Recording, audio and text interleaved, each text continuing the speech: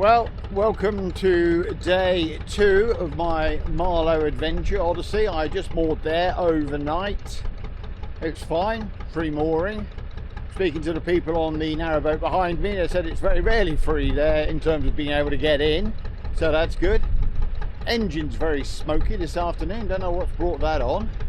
Woo! It is being a bit smoky. So anyway, I'm heading upstream now in quite a stiff headwind, looking for some mooring. Now, I think there's supposed to be some mooring at Temple Lock.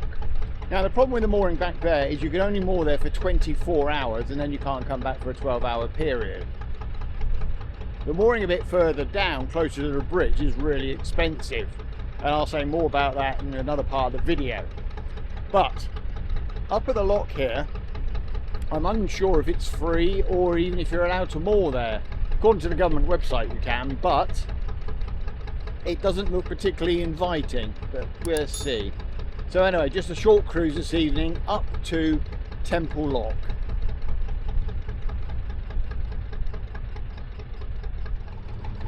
Another early evening out on the Thames, lots of rowers around. What the rowers don't seem to appreciate is when they cut across the front of my narrowboat, there is a real blind spot right in the front. So if they cut across, and the same applies to canoeists and paddleboarders, if they got into difficulty, like the rowers caught a crab or, for example, or the rigging broke or something and they stopped, I wouldn't be able to see them because they're in my blind spot and I would go straight through them. So the rowers and paddleboarders and canoeists, they really need to get well past the boat before they turn across the bow. It is a real problem. Surprised nobody's been run over. Can you run somebody over on a river or canal? Anyway, it is a bit of a problem. I don't know if you can see this, but it highlights the problem with some rowers on the river. I've got rowers all over the place here, and they're coaching boats.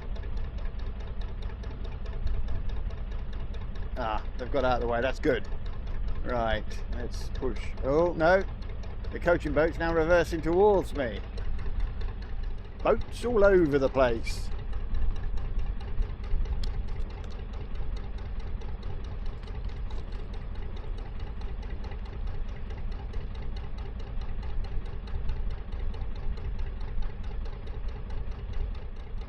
Possibly there, we've got 2 single sculls vanishing into my blind spot. If they caught a crab now, got into difficulty, I don't know if I'd see them.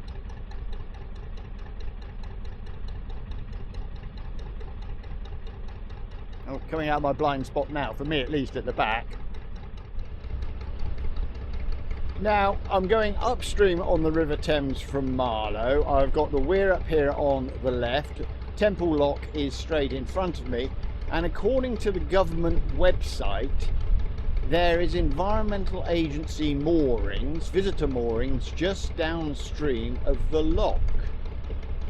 Now, I think I've spotted where they were on the way down. And yeah, it could moor there. Must admit that's where I'm aiming. But the question is, how do I get in there? Ideally, I'd like my bow pointing downstream. And I don't think there's enough space in the sort of lock area to turn. There's nobody moored there. Well, we'll just have to see.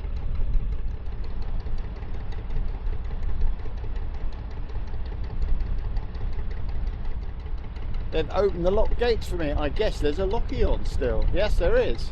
Wow.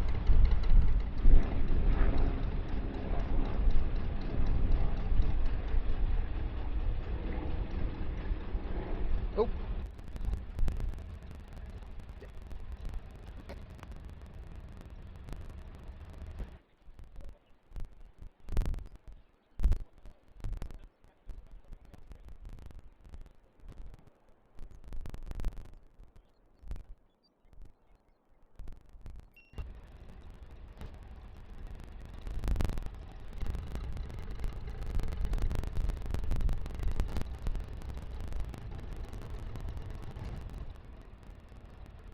A quick Yui and back into the lock I just came out of.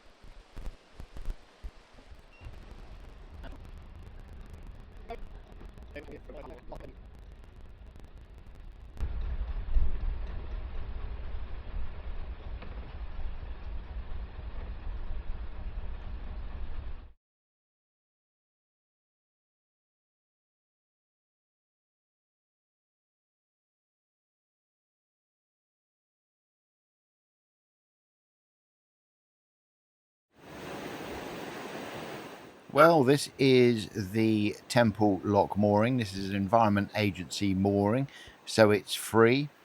You can stay there for at least one night. It's a good idea to speak to the lockkeeper about things, though. There's a weir opposite, and if that changes, then of course it could mean that your boat moves around quite a bit. And one of the things I liked about this mooring is it's quite secluded, it's free, it's quiet, and I found the white noise of the weir very soothing. Really helped me sleep. Okay, so on the move again, heading down to Marlow. Usual story, looking for moorings, but now to add into this mix, I'm also looking for somewhere to do facilities. Empty rubbish, get some water. I need about 300 litres of water to fill the water tank back up. Okay for fuel. Need to restock the fridge, etc. So if I could get moored up in Marlow, that would be handy for food, etc. But the problem is there's no sort of facilities there. Yes, I can empty the toilets using the public toilets because of the type of toilet that I've got, but that's not really ideal. And there's really nowhere to get any water. There's certainly no hose line, and there's certainly no easy way to do it. I haven't found a tap there yet, although I've been told there's one up sort of by one of the main buildings. And again, I've forgotten to put my life jacket on this morning. So that's what I'm doing, is heading down to Marlow. Now, if I get down there and there's nowhere to moor up, what I'm going to do instead is turn around, go up through Temple Lock. Now, at Temple Lock, there's supposed to be water and toilets. According to, I think, 2 of the 3 online iPhone sort of river and canal apps that I've got, but I can't find them. I had a look around there this morning. Failing that, there's supposed to be a full set of services up at Hurley Lock, but I can't remember seeing those when I came through, so I might go back up to Hurley, do services and come back. Who knows? Let's see how this pans out. Again this morning, the engine is very, very smoky. Don't understand why it gets that in the morning. Give it 10 minutes and it'll be fine, but it was doing the old man cough. And also it took a couple of goes to get going this morning. Don't know why that is, but anyway. And today it's going to be a really hot one. It's a Monday and the forecast is for super hot and then getting even hotter Tuesday and Wednesday. So let's see how this goes.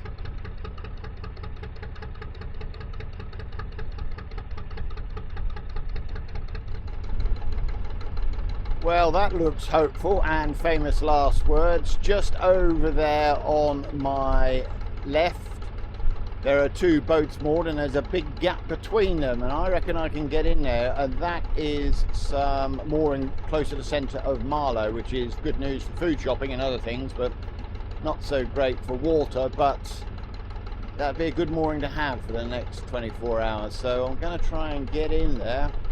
But as I say, the big problem is the lack of facilities everywhere on the Thames. Okay, so that's quite lucky. Got into a mooring in the centre of Marlow, which is great news indeed. And as you can see, 10-20 minutes of running and the engine settled right down, hardly producing any smoke out of it. Okay, I know it's not under load at the moment, but even so, as I was coming in under load, it wasn't smoking particularly heavily. Anyway, time to do some shopping and the limited services that I can do in the centre of Marlow. Well, this is the mooring in the centre of Marlow that is free. It's difficult to get moored here because there's very limited space and you've got to be lucky to get a spot. It's also quite difficult to tie up because there's piling there and there's nowhere really to hammer in pins. The instructions for the mooring are a little bit confusing. I've interpreted this to mean that you can only stay there for 24 hours and you can't return within any 12-hour period. Now, this is the expensive mooring in Marlow. It's run by the Little Green Boat Company in partnership with the local council.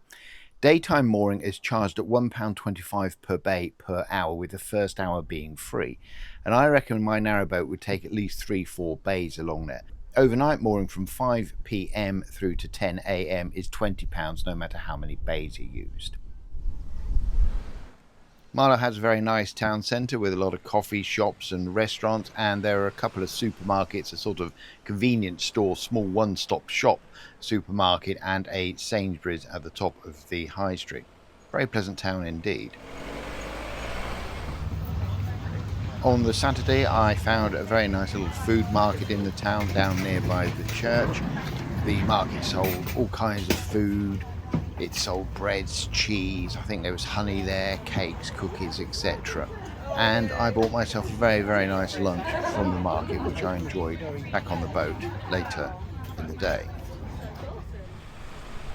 One thing I do find scary in Marlow is the traffic control at the bridge. I've driven through this many times and it absolutely petrifies me. It's to stop large lorries and vans going over the rather weak bridge in the town. Basically, there are two bollards there with big metal bits sticking out, and you've got to fit your vehicle through the gap. And it just terrifies me that I'm going to... In my Oxford Canal through Oxford video, I mentioned the Lucy Foundry, and in Marlow I found an example of the sort of thing that they would have produced in that factory or foundry, some street furniture. In the Chiltern Hills and on parts of the River Thames there is a large red kite population, and these kites have developed a habit of swooping down and taking food out of people's hands. I know of a local school where they've had to put a canvas across the playground to stop the kites swooping in and taking food off the pupils in the school, and I've even heard of them swooping down and taking food off barbecues. One problem on the Thames is finding places to do your services, toilet, rubbish, water, etc. I did find a sluice room in Marlow, but the instructions on the door about getting the key were rather confusing, so I've no idea if this sluice room is still functioning or what state it's in. And trying to get water in Marlow was almost impossible. In the end, I found two taps. One close to the free mooring and the tap didn't work, and I found a second tap further down near the more expensive mooring. This tap worked, however you'd need a very, very, very long hose to get from that tap to your boat in the expensive mooring. So that was my time on the River Thames in Marlow. I liked Marlow. Very, very nice little town, had the sorts of shops that I needed for food, etc. Mooring was difficult. There was that really expensive mooring in the town centre, and there was some free mooring in the town centre, but it was in very limited supply.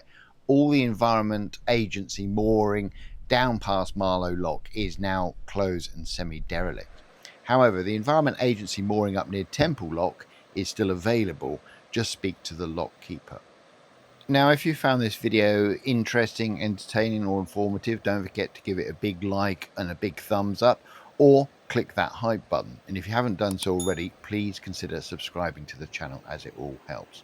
On the screen now you'll see a QR code, and if you scan that QR code it'll take you through to a free newsletter about the Grey Wagtail. Anyway, thanks for watching for this long. Bye for now.